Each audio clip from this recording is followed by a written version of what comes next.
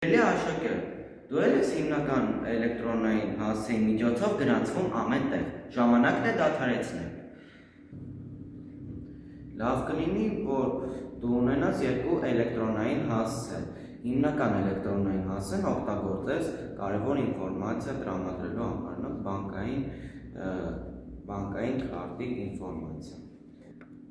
Իսկ մյուսը օգտագործես տարբեր օնլայն հարթակներ մուտք գործելու համար։ Այս պարզ մեթոդը թույլ կտա ոչ միայն ազատվել միլիոնավոր սփամ նամակներից, որոնք գալիս են քո հիմնական հասցեին, այլ նաև կապահովի քո անվտանգությունը վիրտուալ աշխարհում։ Մի պարզ գաղտնիք ևս, եթե կան կայքեր, որտեղ մեկ անգամ ես այցելելու, ապա հարկ չէ գրանցվել այնտեղ հիմնական էլեկտրոնային հասցեով։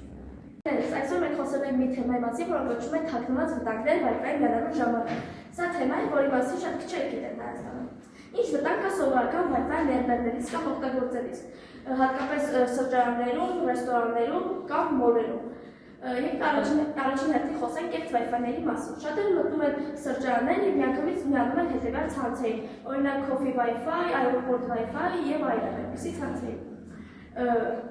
Բայց հաճախ լինում է, որ այդ Wi-Fi ոչ թե լինում է սրճարանի իրական Wi-Fi, այլև հակերի ստեղծած սարք։ Հակերը կարող է ստեղծել նույն անունով Wi-Fi և երբ եք միանում եք այդ Wi-Fi-ին, նա կարող է վերցնել մեր գաղտնաբանները, կարդալ մեր հաղորդագրությունները, նույնիսկ վերցնել սոցիալական հաշիվները, հարգելի լեզվի մի արեք այդպիսի բաներ։ Որևէ անձի անունից ուղարկում են հաղորդագրություն կամ զանգահարում են և ներկայանում են որպես բանկի աշխատակից